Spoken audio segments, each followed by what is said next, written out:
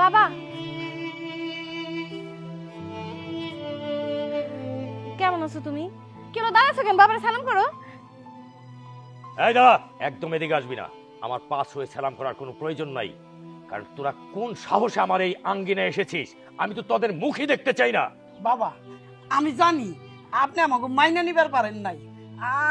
আমি তো আপনার কাছে ওর জন্য আসি নাই, আমি শুধু আপনার কাছে একটু দোয়া নেওয়ার জন্য আইছি। আমাকে একটু দোয়া করে দেন বাবা। দোয়া? তোদেরকে করবো আমি দোয়া? যেদিন থেকে তোর এই হাত ধরে আমার মেয়ে বেরিয়ে গেছে সেদিন থেকেই তোরা দুজন আমার কাছে মৃত। তোদেরকে আমি চিনি না।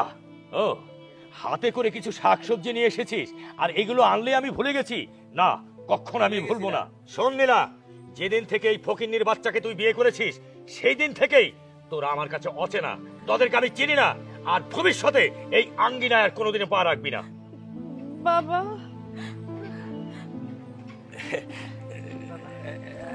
বেঁচে থাকো বাবা, বেঁচে থাকো। বাবা কেমন আছো? আলহামদুলিল্লাহ ভালো আছি।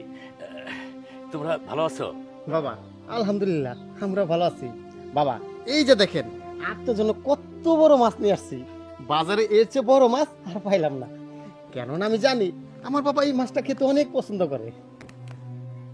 আরে ভাইরা ভাই, তুমিও চলে আসছো? বাহ বাবা বাবা, দারুণ শাকসবজি নিয়ে আসছে আমার ভাইরা ভাই। হ্যাঁ ভাই, বাবা না শাকসবজি খাইতে খুব পছন্দ করে আর দেশি মুরগি খাইতে পছন্দ করে। তাই আমি আমার ক্ষেত থেকে এই যে লাউ, ডাটা, কচু এগুলো নিয়ে আইছি। বাবার এগুলো খুব পছন্দ।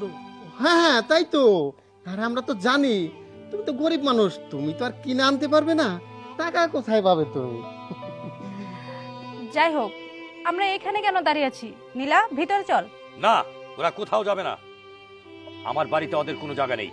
বাবা কি বলছো এসব তুমি? শত হলো নীলা তোমার মেয়ে, আমার বোন, তার সাথে তুমি এমন করতে পারো না। ও আমার মেয়ে ছিল, কিন্তু এখন মেয়ে নাই। ও এখন চাকরের বউ, আর চাকরের বউর সাথে আমার কোনো সম্পর্ক থাকতে পারে না। শোন, আমার মুখের ওপর আর একটা কথা আমি শুনতে চাচ্ছি না।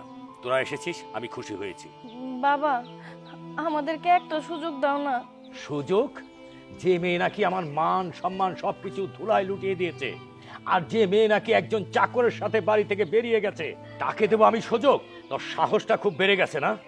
যে মেয়ে আমার নিষেধ অমান্য করে একজন চাকরকে বিয়ে করতে পারে সে কখনো আমার মেয়ে হতে পারে না।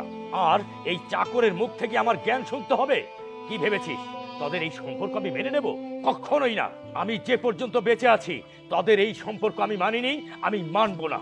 বাবা অনেকদিন ধরে আপনারে দেখি না, তাই আমরা আপনারে দেখার জন্য আইছি। মানছি আপনার সাথে আমরা বড় অপরাধ করে ফেলাইছি, আর সত হইলেও নীলা তো আপনারই মেয়ে, আর মেয়ে তো বাবার জন্য মন কাঁদবেই। তাই বলছিলাম কি। এই চুপ, একদম চুপ। তোর মুখের থেকে আমি আর একটা কথাও শুনতে চাচ্ছি না। তোর সাহসটা বেড়ে গেছে না? যে মেয়ে আমার নিষেধকে অমান্য করে একজন চাকরকে বিয়ে করতে পারে সে কখনোই আমার মেয়ে হতে পারে না। কি হলো, এখনো নির্লজ্জের মতো এখানে দাঁড়িয়ে রয়েছে কেন? যাও, আমার বাড়ি থেকে বেরিয়ে যাও। একজন ভিখারি কখনো আমার মেয়ের জামাই হতে পারে না।